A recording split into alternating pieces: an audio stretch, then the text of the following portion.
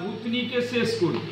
আমি কদিন আগে ভূতনিতে বলে এসেছিলাম সমস্ত আপামর ভূতনিবাসীকে যে এই সরকার যতদিন থাকবে ভূতনি কাটবে আর পুরো টাকা ইনকামের একটা জায়গা তৈরি করেছে সেচ দপ্তর। এখানে প্রতি বছর বন্যার সময় গঙ্গা ভাঙন হবে, আপনার জমি যাবে, আপনার বাড়ি যাবে, না পুনর্বাসনের ব্যবস্থা করবে না আর কিছুর ব্যবস্থা করবে, অটোমেটিক সেখানে কোটি কোটি টাকা খরচা করবে আর সেটা গঙ্গা ঘটবে দেখিয়ে পুরো তাদের পেটে গিয়ে, অর্থাৎ তারা নিচে লেভেল থেকে উপর লেভেল অবধি তৃণমূলের নেতা অফিসাররা পুরো টাকা আত্মসাৎ করছে। শুনেছি সেখানে আম পাবলিক যদি বাধা দিতে যায় বা ভালো কাজ করার চেষ্টা করা হয়, পুলিশ দিয়ে তাদেরকে আক্রমণ করা হয়। তাদেরকে এটাও বলা হয় যে তারা যেন সেখানে কিছু না করে, অর্থাৎ তাদের চুরিতে যেন ভাগ না বসায়। ভালো কাজ করবে কি করবে না বড় কথা নয়। এখন ভূতনিতে এর আগে বন্যা রোকার চেষ্টা করে ব্যর্থ হয়েছে এই সরকার, আবারও এই সরকার ব্যর্থ হচ্ছে ভূতনিটাকে বন্যা থেকে রক্ষা করে, অর্থাৎ ভূতনি আবার প্লাবিত হবে এটা আশঙ্কা করা যাচ্ছে। জল ঢুকছে, ফুলের জল অটোমেটিক্যালি এখন ঢুকছে।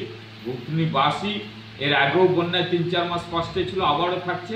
ভূতনিবাসীর কাছে করজোড়ে আমার অনুরোধ যে এই সরকারকে উখড়ে ফেলুন। কথা দিচ্ছি সেখানে ডাবল ইঞ্জিনের সরকারের গঙ্গা ভাঙন রোধ করা সম্ভব হবে এবং করবে। এই সরকার আত্মসাৎ ছাড়া ভূতনির গঙ্গা ভাঙনকে নিজের ইনকামের করিডোর বানিয়ে কাজ করছে। পরিকল্পনা মাফিক, প্ল্যান মাফিক কাজ করা হয় না। আমরা দেখেছি, গেছি, আবার ভাসবে, এটা আগাম বাণী বলে এসেছিলাম ভূতনিবাসীকে, আর সেটাই ঘটছে।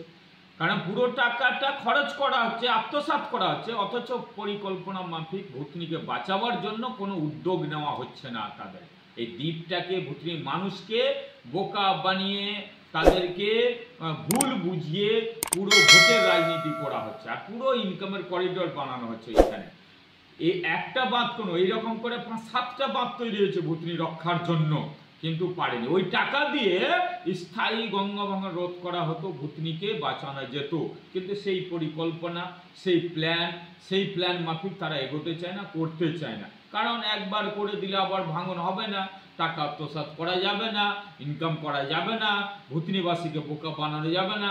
ভোট আসবে আবার বলবে তোমাদের গঙ্গা ভাঙন রোধ করে দেবো, এটা করে দেবো, এই করে দেবো, সেই বিভিন্ন রকম মিথ্যার ফুলঝুরি দিয়ে তাদেরকে রোকার চেষ্টা করবে। তারা যেন সঠিকভাবে আমাদের পাশে থাকে, অর্থাৎ তাদেরকে নিয়ে ছিনিবেনে খেলা হচ্ছে। এটা হয় না, ভূতনিকে সোজা করতে হবে। আর এইবার ভূতনিবাসী সোজা আছে, এইবার এই সরকারের পতন ঘটিয়ে সেখানে ভূতনি রক্ষা করা সম্ভব হবে। তার আগে ভূতনি রক্ষা করা সম্ভব হবে। এই সরকার থাকলে ভূতনি নিশ্চিহ্ন হয়ে যাবে। আপনারা দেখছেন 24 ঘন্টা ইন্ডিয়া টিভি, সর্বদা সবার পাশে, সবার মাঝে। আজ এ পর্যন্ত। সঙ্গে রাখুন 24 ঘন্টা ইন্ডিয়া টিভি, দেখতে থাকুন সব জেলার সব খবর সবার আগে 24 ঘন্টা ইন্ডিয়া টিভির পর্দায়। নমস্কার।